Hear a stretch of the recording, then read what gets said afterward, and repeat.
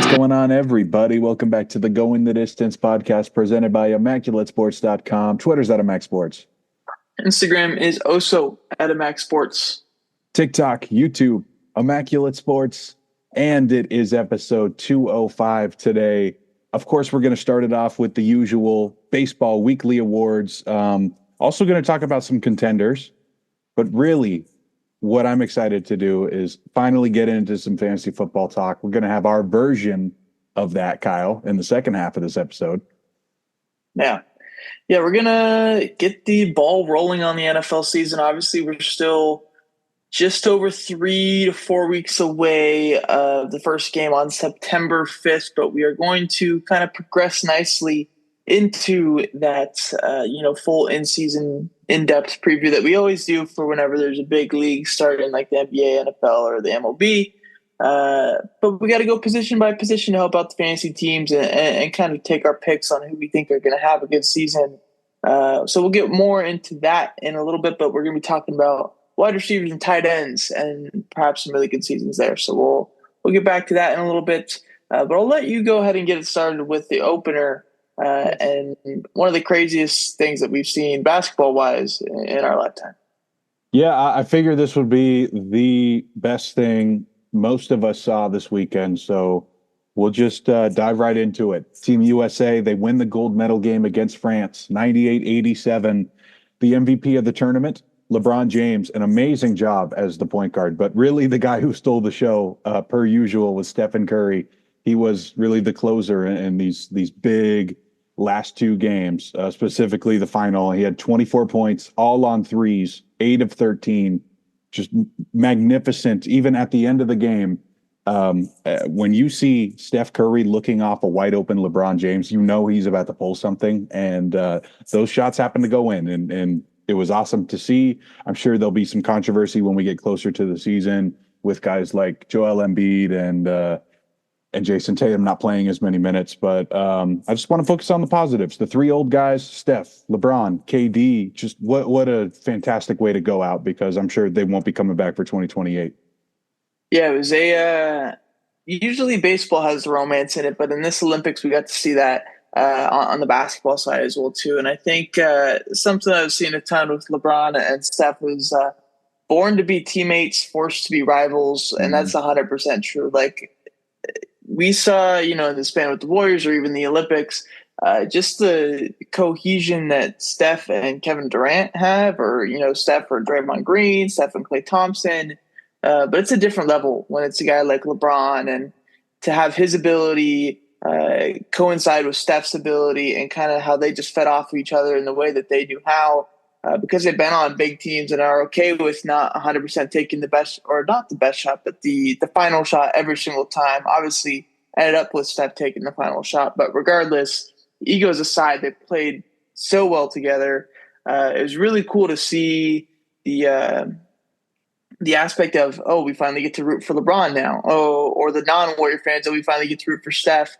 And there's so many comments on Twitter, TikTok, whatever it is, like, this is how Warrior fans felt for 13 years. Like, I can understand why they were so crazy online and stuff like that, because this guy's unreal to watch. Like, Stephen Curry's one of a kind. There's never going to be anybody like him. There never has been anybody like him. And to say that we, are able to relish the stuff that he's doing in live time, it's pretty damn cool to see, because this guy, he's not going to be considered MJ or the GOAT or whatever, but he's our GOAT. Growing up in the Bay Area, he's got to be considered that GOAT for us. But to see that come full effect on a global scale, not just, in the NBA, well, it was really damn cool to see. Yeah. Also, a quick shout out to the French team. Those guys are going to be coming back with a vengeance in 4 years. Wembanyama, I can't even imagine what the first week of the NBA season is going to be like. It probably won't be looking like Giannis when he comes back. That's probably in a couple years from now. You can't put on 100 pounds in a year. That's crazy. But shout out him. Yabusele, a guy who's going to get another shot in the NBA. Just a great matchup. Better than the past couple blowouts we've seen in these games. Yeah, Wemby's definitely a good point to hit on there as well, too, is I think about the next Olympics, 2028, how good he's going to be. But then I also think about the Olympics after that in 2032, when he's 28 years old, full on in his prime, what does that Wemby look like, and how does he, play on the global scale? He's going to be the best player in the world. Like it's that simple. There's not going to be a better player than him. So we'll see how that goes. But we still got a little bit of ways for that to go. Yes. So we'll enjoy our reign at the top of USA basketball for now. Something else we got to get into as we get into where's your head at now. Our normal player, pitcher, rookie of the week. We didn't have a no-hitter this week, Skyler, so we didn't get to choose or take the easy way out in those picks. But who was your player of the week for the second week of August? A lot of great options, but I got to go with Yordan Alvarez. He's back at the top because he crushed everything he saw this week. He hit for the cycle, 4 homers, 7 ribbies, 5 walks, including that 1.9 OPS, which is Judge Ohtani territory. So Yordan is back in the news. Not like he ever left, but him and the Astros finally making some noise. Yeah, I decided to go away from Yordan, even though he did have a great week, and I went with Jake Berger for his 10 for 20 week with a double and 5 home runs, OPS of 1.8. He was ridiculous. Slow start for him this season, but it's obviously started off good in the second half here. So Jake Berger, my player of the week. On to pitcher of the week. I'm going to go with co-winners again. I couldn't decide after last night because they were matched up against each other. Chris Sale, Blake Snell. Neither got the dub in that epic matchup. They both get the spot. It was 7-inning shutout, 12 Ks, no walks for the old man Chris Sale, and 6 1/3, 11 Ks, 3 walks for Snell coming off of his no-hitter. He almost did it again. Just an epic week for those two guys once again. Yeah, we got treated to a legendary pitcher's duel last night between Chris Sale and Blake Snell. I did go with Sale as my pitcher of the week solely for his 2 starts over the past 2 weeks. He had 11.2 innings pitched and 22 strikeouts, with only allowing 2 earned runs. Started against Milwaukee was okay. Gave up his 2 earned runs there, didn't get through 5, and I believe he had 9 or 10 Ks, whatever it was. But versus San Francisco last night, he was dominant. And he's on pace to be, top 3 name in the NL Cy Young, something that we've talked about in the past. And for his story and how he's been the last few years of dodging injuries, and not just, arm injuries, but freak, ricochet, ball off your pinky, broken pinky injuries, stuff like that. And to see him dominating right now is cool to see from a baseball fan perspective. So Chris Sale gets my pitcher of the week. On to rookie of the week. Yeah, my honorable mention is going to be Tobias Myers, the Milwaukee starter. He finally taken that next step. But this one's going to go to Jackson Merrill again. It was 4 homers, 8 ribbies, and just 6 games for one of the hottest teams in baseball. Yeah, Jackson Merrill is also my rookie of the week. Who would have pictured going into the season that he would be the best Jackson rookie of the Big Jackson 3 this year with him, Cheerio, and Holiday? But the 21-year-old rookie for the Padres went 9 for 23 this past week with a triple, 4 home runs, 8 RBIs, and 2 stolen bases. Beyond the stats, though, those homers came at big moments. In the series against Pittsburgh, he had a couple big homers late in games, and then in the series against Miami over the weekend, a couple big homers late in games as well, too, to tie or go ahead late in extras. And then he also had a catch to end yesterday's game at home against also the Pirates, actually, too. Diving catch would have brought in the tying run if he didn't make the grab. So he's winning or, making impact on both sides of the ball. And say that this is his first year playing center field for, 21-year-old rookie to be that good in center field. He's going to be a superstar. And it's good to see that he's becoming more of a, household name in his first season because he is a stud. Mm-hmm. Moving on, though, from our player pitcher rookie of the week, we're going to our contender tier list, kind of like an off-brand power rankings, I guess you consider, but we're just going tiers. There's not like a, tier within the tier or whatever, or maybe there is, who knows, but I just had us originally just go through the teams that are somewhat in contention to start. So no Miami, no Colorado, no Angels, no Oakland, no White Sox, of course, and no Washington Nationals. The other 24 teams within the MLB are in play, and I have 5 different tiers as I put them in. I'll go by the name of them once we get to that. But I guess we could start off on the bottom spot. Who do you have in your D or F tier, your bottom tier list? Yeah, so my bottom tier is going to be pretty self-explanatory. It is not your year. is what it's called. We got the Texas Rangers dealing with so many injuries. Detroit Tigers, a lot of rental deals ended up selling some guys, specifically Jack Flaherty. And Toronto Blue Jays. They didn't end up trading everybody, but it's just not going to happen this year. I also have three teams in my D tier, and I titled this tier "The Bet My Life Against It," is in for them to win the World Series. Started off with the Blue Jays, like we saw, like you talked about, kind of had a deadline where they gave away a ton of different guys, and so they are on that list. The Detroit Tigers, just not their year. They gave away Flaherty. Some things didn't work out offensively until maybe the second half, and especially today they have 11 runs off of George Kirby. But besides the point, last team, Texas Rangers. I didn't want to put them in this, but they're 10 games back. We're not going to see a drastic choke from the Yankees, Twins, or Royals, Red Sox, whoever's up at the top in the wild card right now. And so therefore, I'd say it's impossible for Texas to win the World Series. Yeah. Next up, what's your tier name and who do you have in it? Yeah, the next tier is going to be the outside shot at the playoffs. I have 6 teams in these next couple of tiers. So we'll start off with the San Francisco Giants, potentially the best rotation in baseball. So I'm not going to kill them off yet. Then we got the Tampa Bay Rays.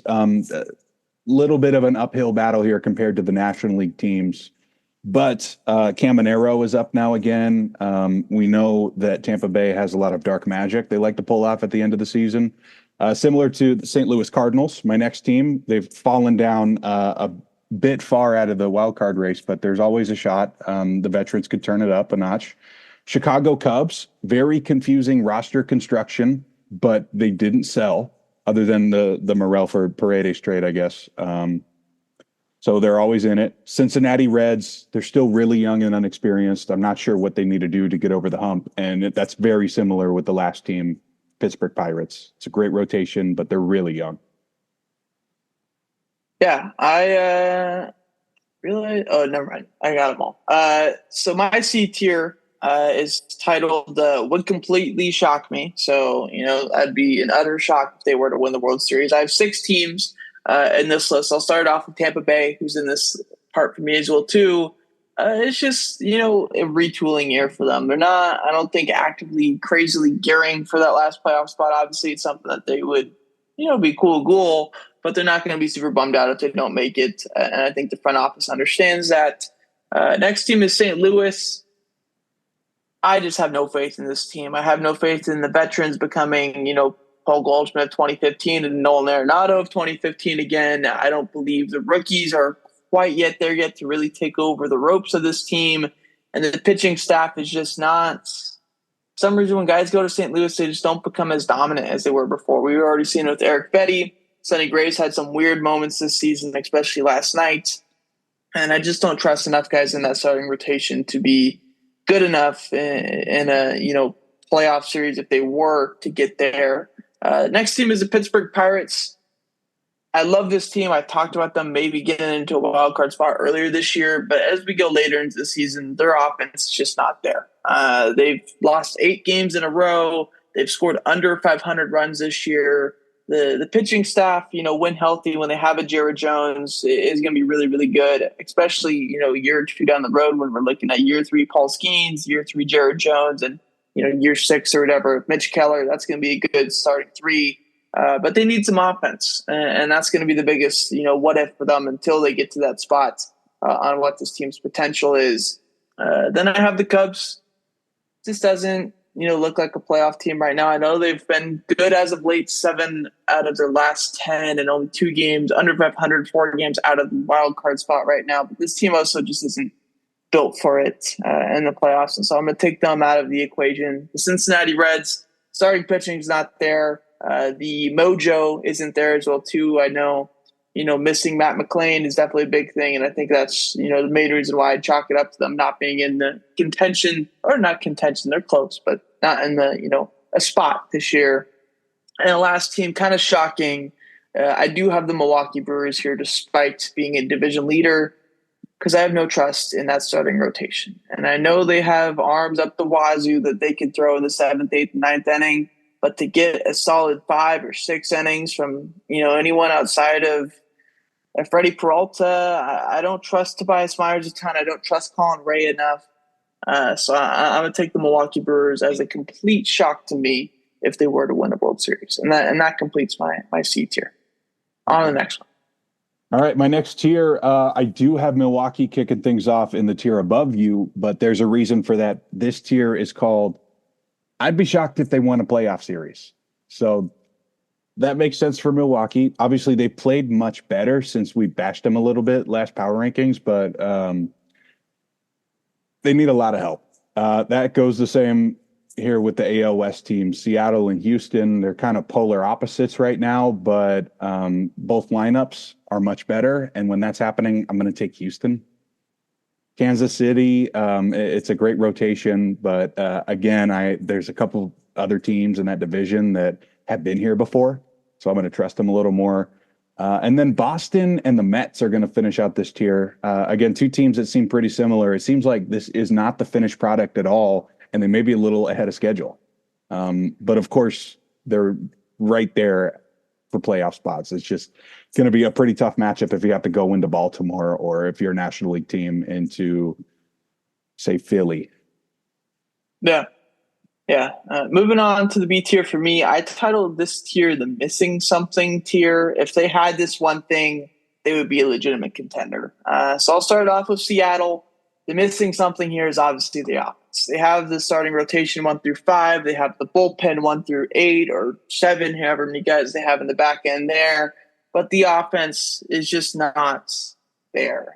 Even with the acquisitions of Randy Arozarena, Justin Turner, I just don't feel it with it. And maybe if their offense kicks it into gear later half of this, or last month of the season, and they go on to win the division, or they're going to have to win the division to get in, considering the spots that they're at right now. But with Seattle, without their offense, I don't see them going far in October. If they do get there, the next team I have is Boston. They're currently 2 out of a wild card spot.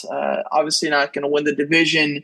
But the biggest thing I have missing for them is a reliable playoff starting pitching. And I know they've gotten, a great season from Tanner Houck and some good spurts from guys like Cutter Crawford and James Paxton, who's now hurt actually too. But I just don't trust anyone really outside of Houck to get me good 5-6 innings in a playoff start, because that's what you need in order to win games, especially with the bullpen that's somewhat mediocre.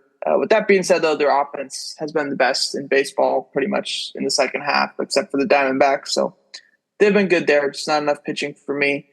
Next team is the Giants. The thing that they're missing for me was a decent first half. They're in a backwards battle the whole month and a half rest of the season. They're trying to compete for a wild card spot with the Braves, Padres, and Diamondbacks, and those are 3 teams that have been either really good recently or have a track record of getting into the playoffs. And this Giants team, while they have the roster to do it, I just think they started off too slow, and they're going to have to play too good a ball in the last month and a half to get in. And so I have them off of here. But if they had a 20-10 April, I think they'd be right in the mix of a good contender. Probably right next San Diego. Exactly. Next team is the Mets.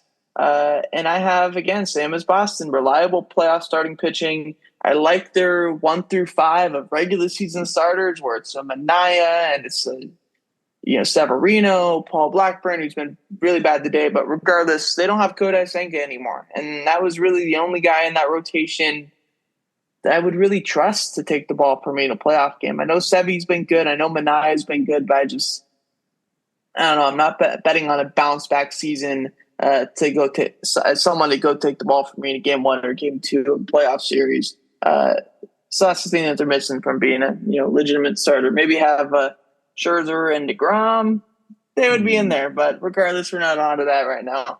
And then the last team I have in here is Kansas City, and it ached me to put Kansas City in here because I love this team. I think they have good starting pitching. I think they have obviously an MVP caliber player, which usually helps, and they have some decent depth in their lineup, considering some of the things they did in the trade deadline and how people have played since the beginning of August.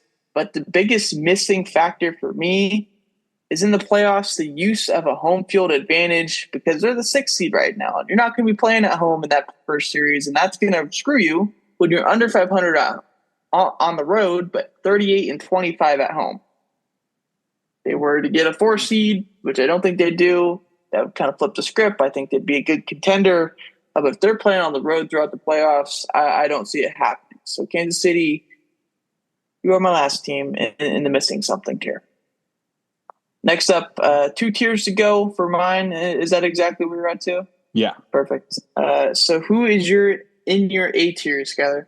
Yeah, this tier is going to be the teams that are all in, but we might be better next year. So it's not the end of the world. I think Baltimore perfectly headlines this tier here because they're another team that seems like they're just missing one thing, but they're a tier above that, obviously, at 70 wins. So they're going to lead this off because I don't think it's a failure of a season if they don't make the World Series like some other teams. Next up would be Cleveland. Again, they're in the right spot at the right time. Perfect timing for them. I just don't think they have enough firepower. Minnesota, can they stay healthy? Question mark. A couple NL West teams, Arizona and San Diego. I didn't think they'd be here. Really slow starts, other than San Diego after a couple trades. They started to heat up a little bit, but I don't know if those guys can win on the road either. And then, of course, the Atlanta Braves. I think they deserve to be in this tier. They're just obviously missing their best player they've had in a very long time again. But hey, the last time this happened, they won it all. They're up here in the I'm all in, but we're going to be back next year tier.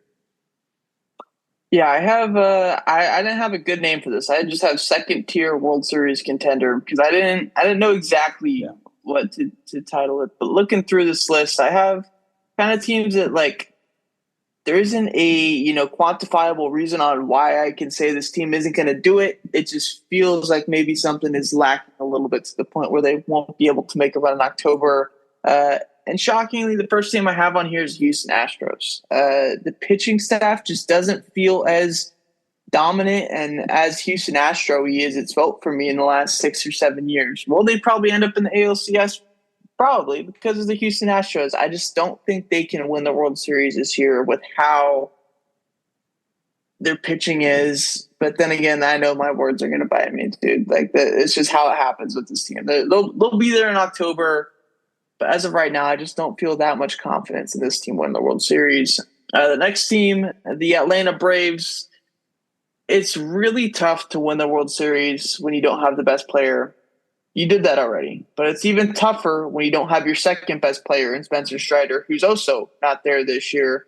And I think just the culmination of those factors, as well as Matt Olson, Sean Murphy, Austin Riley, Ozzie Albies not having good seasons. Albies also hurt now too, but they just have too many things going wrong for them for me to really be like, yeah, this team's going to win it in October. Then again, everything's just got to click for 2 weeks and you're good.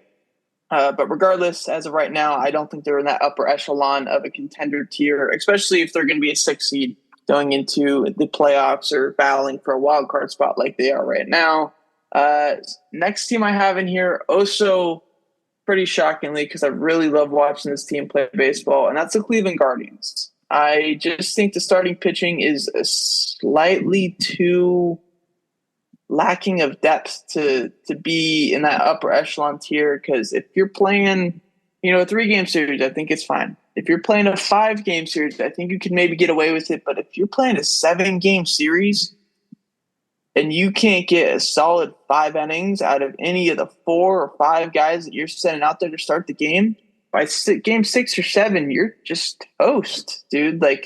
Emmanuel Clase is going to have to pitch 14 innings in the series. And while he might be able to do that, to be honest with you, he's been so damn good this year. You're putting so much pressure on those guys, and one of them is bound to mess up. So as much as I would love to put Cleveland as, the S tier number 1 team, because I love watching them play regular season baseball, they kind of feel like a Utah Jazz team here, where they, got the 1 seed.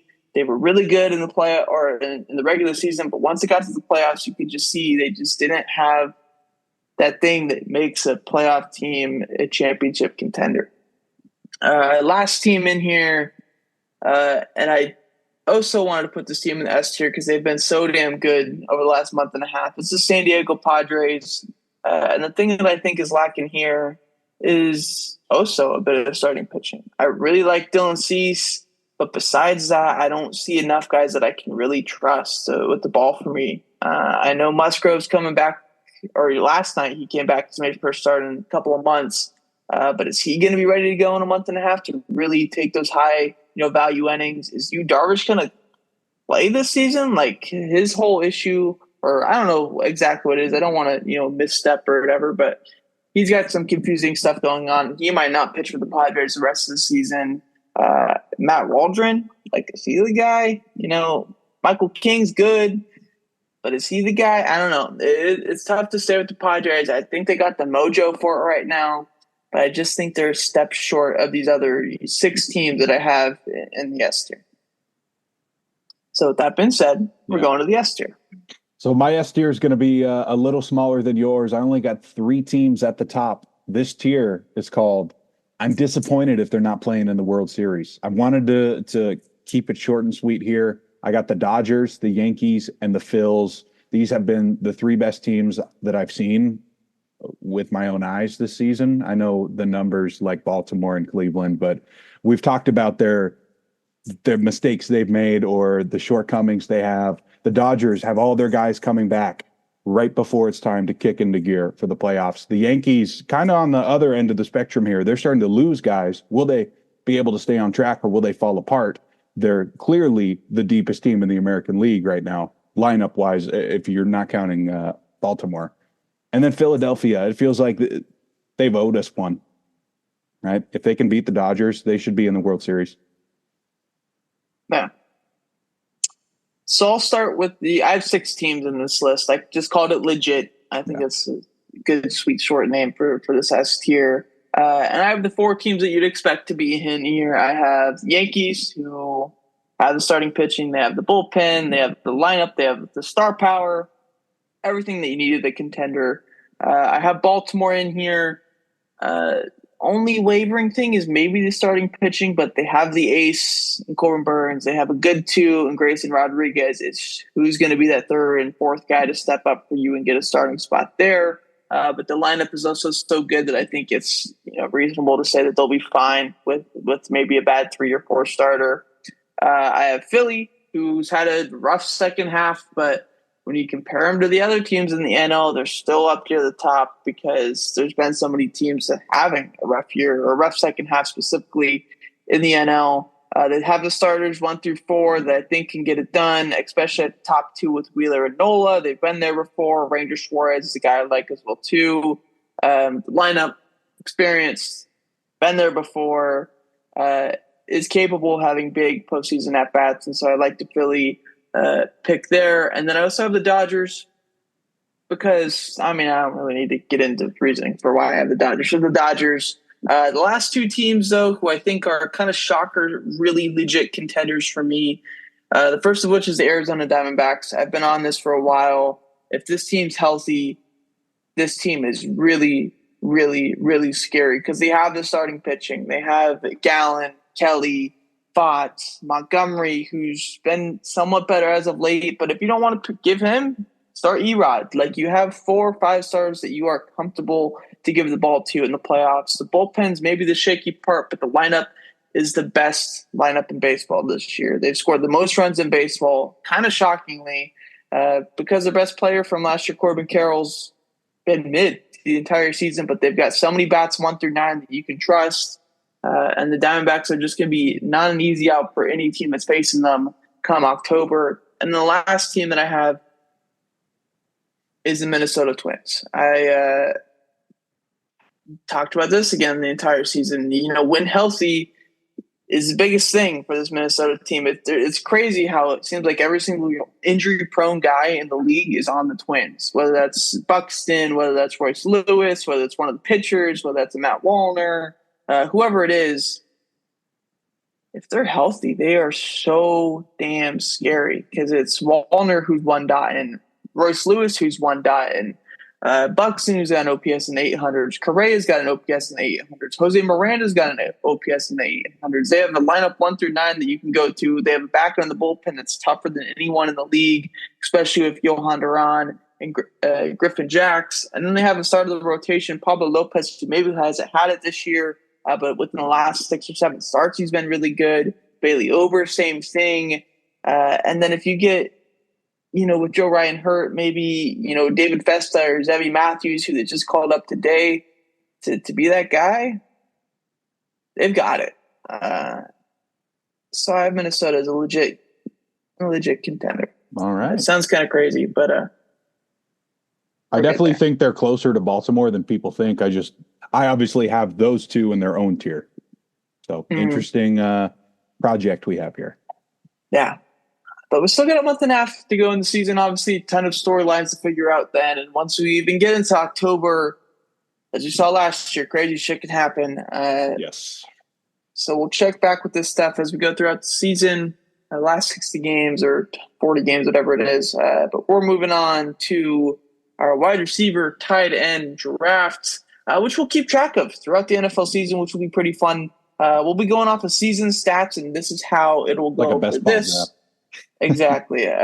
So we'll have 10 rounds in this draft, so it'll be a total of 20 wide receivers / tight ends picked, and that's just a pool of players there. We're not like dedicating rounds to tight ends, dedicating rounds to wide receivers. Pick whoever, whenever you want. The scoring goes as follows. You get 10 points per every 100 yards, or, I guess that could also be like, actually, no, we'll just keep it as 100. And then that way the thresholds are big, because then like 1 point for every 10 yards would be a bit different. So 10 points for every 100 yards, 15 points per every touchdown, and 1 point per reception. So I guess a PPR format here. And I guess we can go ahead and flip a coin for the first pick of the drafts. Let me just pull up heads or tails. Skyler, what is your choice? I'm going to go with heads. Ernie Adams, the official assistant of Bill Belichick for all their championships, said to always pick heads. So that's what I'm going with. And it is heads. I don't know if you can't see it too well, but it says heads. Awesome. So, do you want the first pick, or are you going to defer the first pick? I'm going to take the number one pick because there's so many issues with contracts right now. I'm going to take a guy who has his contract. We'll start off with Tyreek Hill. He won me a fantasy championship and surprisingly has the least amount of controversy out of all these guys so far. Yeah. Yeah, there's a ton of different wide receivers that make it really tough. Or, Ayuk, is it CeeDee Lamb? We don't know exactly. So I wanted to take two guys that I'm sure of with my first two picks. And the first guy that I'm going to look at is Amon-Ra St. Brown. He's going to be a guy who's getting the ball a lot. One of the most prolific offenses in the NFL. And it has a lot of different points to it that makes it to be, kind of something that feels kind of fail-proof there.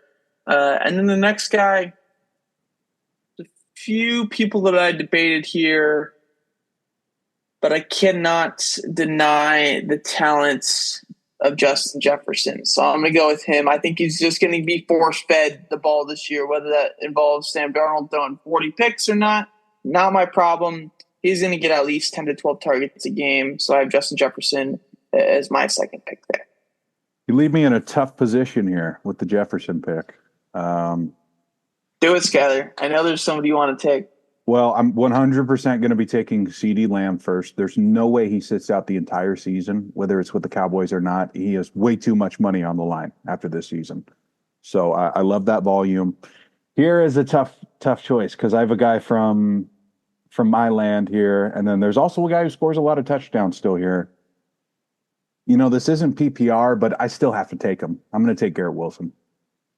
He puts up unbelievable numbers with the 39th ranked quarterback last year, and now Aaron Rodgers is coming back. How could it be worse, right? Yeah. No, I was definitely thinking about Garrett Wilson when I was talking about that. The one guy that I have in my top 5 is still here. I'm going to have to take to start off with going Jamar Chase in Cincinnati. It seems like a sure thing right now. He'll be there at the top if everything, stays health-wise, of course. Next up, this is where it kind of jumps off a little bit of a tier, and it's kind of starts to become a little bit of a personal choice. I will go with I'm gonna go with Puka. Okay. I think he's gonna get the ball a ton this year. and could be a good choice there. I do like Puka, but there is one guy I still have left in that upper tier. I think A.J. Brown is going to have at least one more great season. I'm not scared by Saquon Barkley coming in. I still think the amount of touchdown opportunities he has is hard to deny. Next is where, my next guy is really a PPR guy. So I'm going to take the first tight end of the draft, Sam Laporta. Whoa, that was a bit of a shocker. Lot of red zone opportunity. Again, I love Kyle Pitts' fit, but he's at the bottom of my board because I can't trust it in a non-PPR situation. That's true. Kyle Pitts has the opportunity to be like ridiculously crazy, but I think Arthur Smith, even though he's not there, has like scared everybody off of him. So we'll see how that goes for Kyle Pitts. I'm not going to take him in this draft, but definitely an eye to watch for fantasy purposes. That being said, my next two picks, I will keep us on the wide receiver train to start. And I'm going to take the guy I trust the absolute most, and it's going to be Devontae Adams. How could I go this entire draft without taking my favorite wide receiver? And so I get him there. And then the next guy, I was kind of scared to take him because I think there's so many different pieces around him now that makes it a bit tougher for him to succeed. But this guy and his quarterback have a connection like none we've ever seen. I'm going to take Travis Kelce. The red zone opportunity is going to be off the charts this year. They're going to move the ball like crazy. And I think all these other targets might also take some attention away from Travis Kelce. And Mahomes is going to go to the guy he trusts the most over everybody. And so I'm going to take my first tight end here in round 6 as we pair back to go to Skyler.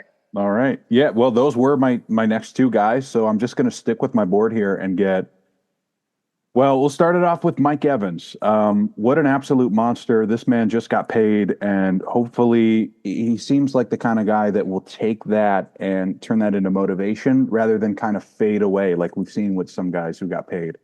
And kind of for the opposite reason, I'm going to take Chris Olave. There's not a whole lot else going on in that New Orleans offense right now. I know Shaheed got extended, but really, who else is Derek Carr going to look to in these end game situations?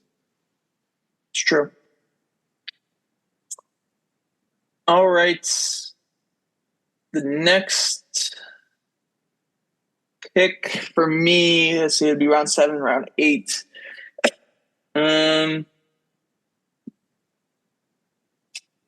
This is tough. I think there's a ton of volume within this guy. Do I want to go there, though? Actually,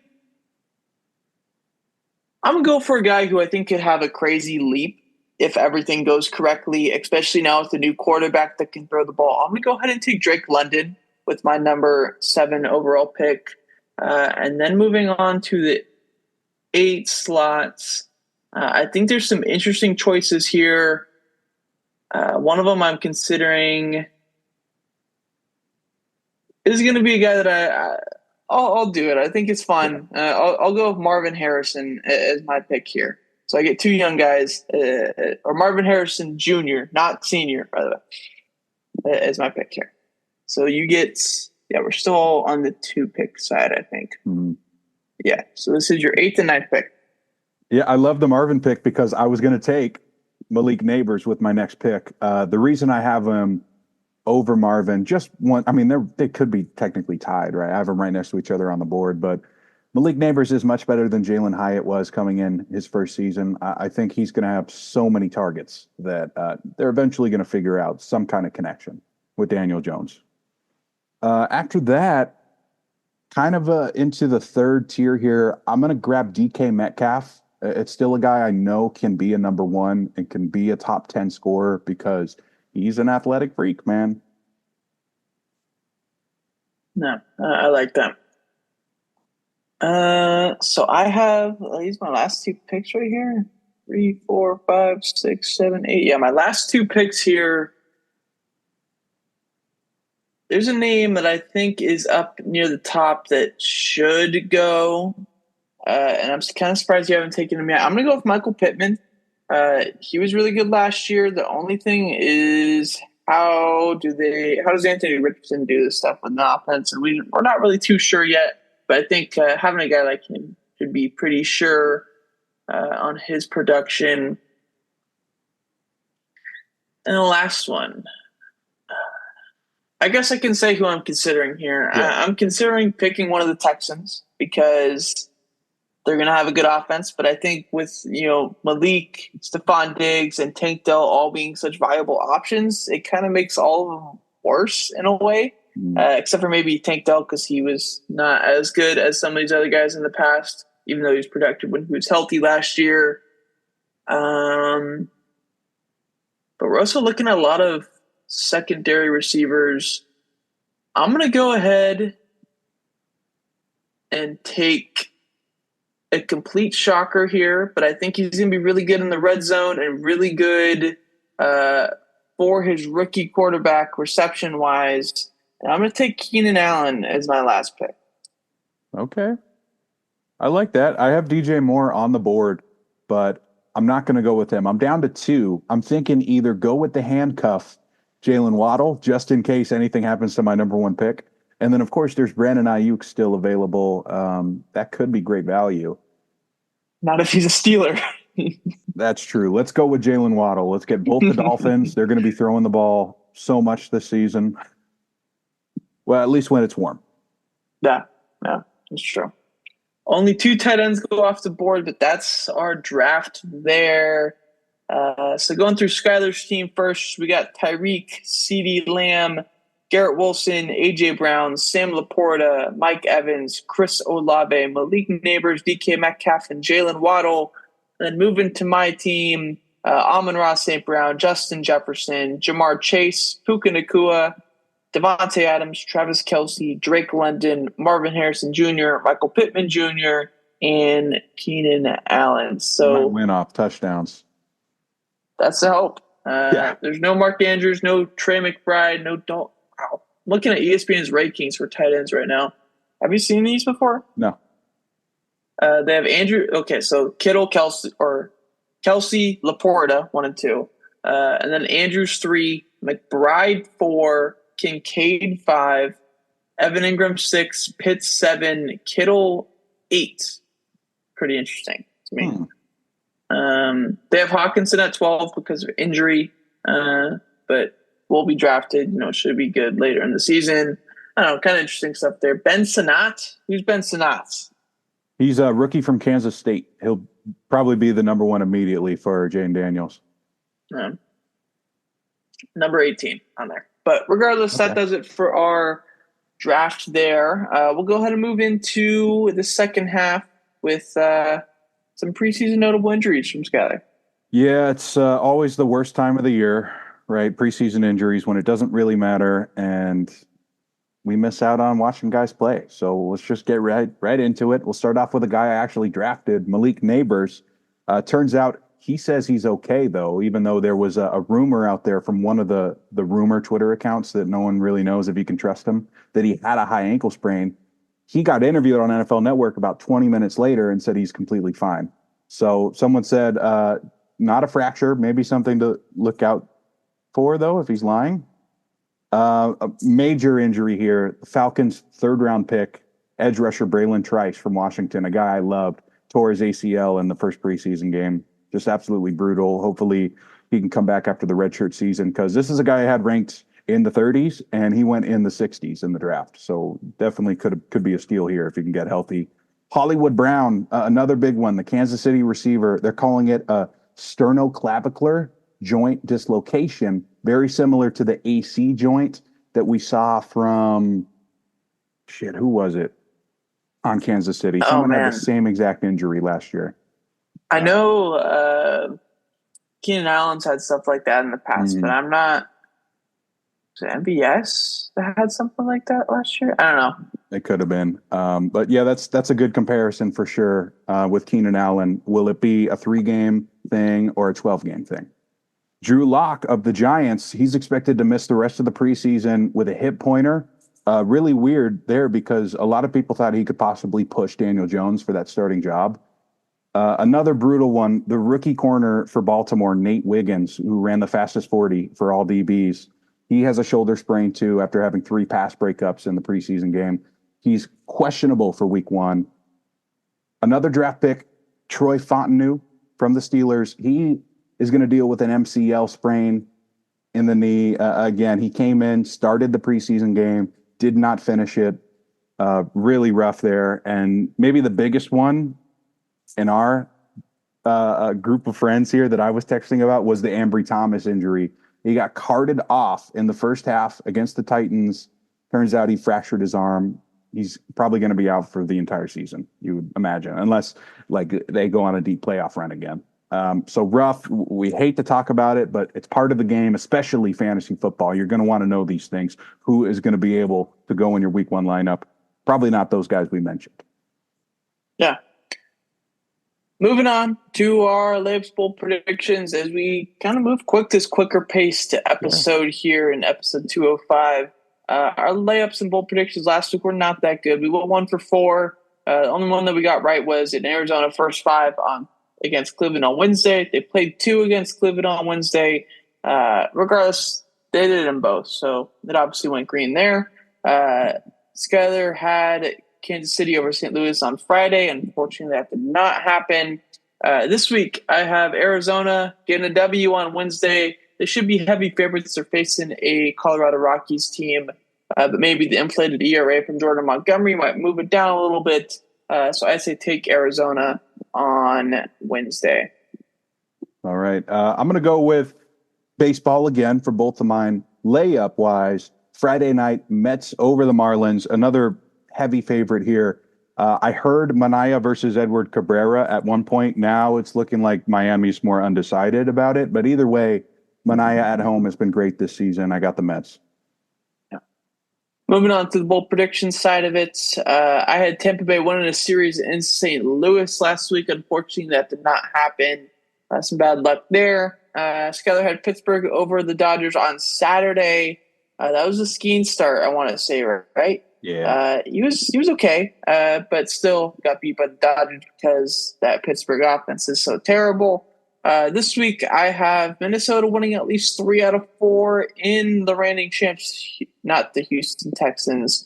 The Texas Rangers over the weekend. It was still a little bit away from football, but I said Minnesota wins at least 3 out of 4 in that 4-game series down in the Lone Star State this weekend. All right. My pick is going to be the LA Angels of Anaheim winning one at home Friday night against the Atlanta Braves. It's a great matchup of young pitchers. Soriano has been excellent, one of the most consistent starters in the American League. I have him taking down Schwellenbach, who's also been pretty good for Atlanta down the stretch, but hoping we can steal one here with pretty rough odds for the Angels the end of this season. Yeah. That's going to go ahead and do it, though, for episode 205, the wide receiver draft, some contender tier lists, player of the week, all that stuff that we did. I don't have any parting notes. Skyler, you got anything? We didn't talk about the Hassan Reddick holdout. I just want to say that's fucking ridiculous, man. I mean, there's video of him saying how excited he is to come, and he doesn't care about the money. And then all of a sudden, we trade John Franklin Myers, and he's holding out again. So hopefully, we can get this guy in the building. Because here's the thing about him: the defense is going to be okay, but you can't legitimately say after losing Bryce Huff, this team should go out and win the Super Bowl if you haven't really replaced him yet. Hassan Reddick's not there. And that's still bugging me. But yeah, that's all. Yeah. We'll see you guys next week for episode 206. Probably be talking running backs. Okay. If the order goes in the way that I expect it. Brees number 1. Maybe power rankings. I don't know. We'll see. But that'll do it. We will see you guys next week. Episode 206. Let's go Jets.